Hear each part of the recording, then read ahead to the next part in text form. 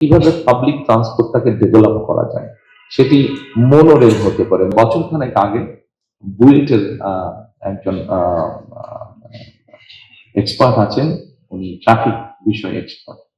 ওনার সাথে আমি আলাপ করছিলাম যে আচ্ছা ঢাকা শহরে ওনারা অলরেডি কাজ করেছেন কিছু কিছু জায়গায়, যে ঢাকা শহরে কিভাবে ট্রাফিকটাকে ইমপ্রুভ করা যাবে।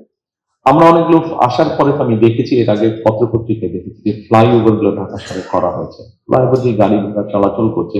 কিন্তু ফ্লাইওভার দিয়ে ঢাকা শহরে ৩ কোটি মানুষ থাকে, ৩ কোটি মানুষের মধ্যে আমি এটি একটি পেপারে পড়েছিলাম, তাদের রিসার্চ আমি পড়েছিলাম যে এই ৩ কোটি মানুষের মধ্যে খুব সম্ভব ১৭ থেকে ২০% মানুষ শুধুমাত্র ফ্লাইওভার ইউজ করবে ঢাকা শহরে, আর বাকি সব মানুষ কিন্তু ফ্লাইওভারের বাইরে থাকছে। তো কি পরিমাণ অর্থ ব্যয় করা হয়েছে, আপনি যেরকম পাবলিক রিসোর্স কি পরিমাণ স্পেন্ড করা হয়েছে, কিন্তু শুধুমাত্র ম্যাক্সিমাম ২০% মানুষ এই ফ্লাইওভারের সুবিধা পাচ্ছে। আমি ভদ্রলোকের সাথে কথা বললাম যে সলিউশন কি হতে পারে। যেহেতু উনি এক্সপার্ট, সেই জন্য আমরা তো যদি এখানে আমরা বসি আমরা সব সলিউশন দিয়ে দিতে পারবো, কিন্তু সেই সলিউশন কিন্তু আসলে সলিউশন হবে না। আমাদেরকে যে বিষয়ের এক্সপার্ট তার সাথে সেই বিষয়ে কথা বলতে হবে এবং তাদের কাছ থেকে মতামত নিয়ে কাজটি করতে হবে। তো উনি যেহেতু এই বিষয়ে এক্সপার্ট, ওনার সাথে আমি কথা বলেছিলাম, শামসুল হক সাহেব।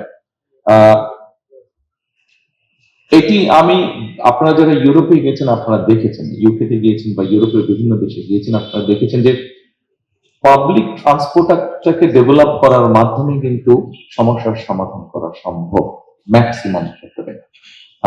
ব্রিটেনে আমি দেখেছি যে সেই দেশের এমপি বলেন, মন্ত্রী বলেন, তারা পাবলিক ট্রান্সপোর্টে কিন্তু ঘোরাফেরা করছে, সেটা বাসে হোক, সেটা ট্রেনে হোক, টিউবে হোক, তারা ঘোরাফেরা করছে। আমরা নিশ্চয়ই পারবো, কেন পারবো না? ওরা যদি পেরে থাকে আমরাও পারবো।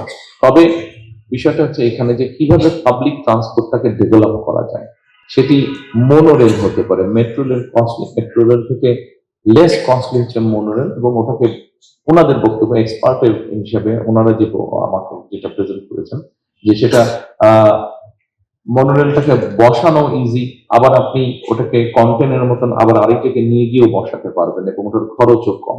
খরচ কম হলে স্বাভাবিক ওটার ভাড়াও কম হবে, সাধারণ মানুষের চলাচলের জন্য ওটার সুবিধা হবে। কাজে মনোরেলগুলোকে আমরা ওনাদের এক্সপার্টদের বক্তব্য অনুযায়ী বনানীর ভিতর দিয়ে যে 11 নম্বর রোড, এটার ভিতর দিয়ে আমরা মনোরেল নিয়ে যেতে পারবো। মনোরেল নিয়ে আমরা মেট্রো রেলের যেখানে করা হয়েছে এটাকে তো আমরা ভেঙে ফেলতে পারবো না, কারণ এখানে অলরেডি জনগণের অর্থ খরচ হয়ে গেছে। কাজে মনোরেলটাকে নিয়ে আমরা কানেক্ট করতে পারবো মেট্রো রেল, যেখান থেকে ও আবার চলে যেতে পারবে বিভিন্ন জায়গায় একটা মানুষ। সো আবার মোহাম্মদপুরের ভিতর দিয়ে আমরা মনোরেল নিয়ে এসে ওখানে যে কানেক্টিভিটি আছে মেট্রো রেল, সেখানে আমরা কানেক্ট করতে পারবো।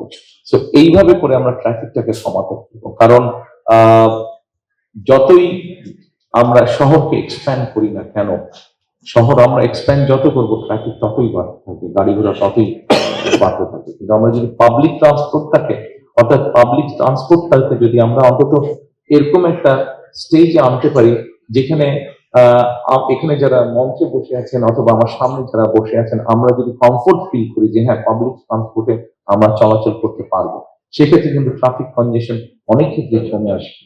পৃথিবীর অন্য দেশেও আমরা এটা দেখছি যে আমার সামনে যেহেতু আছে উদাহরণ হচ্ছে, কাজে আমাদের যে আমরা নিশ্চয়ই করতে পারবো সেটা।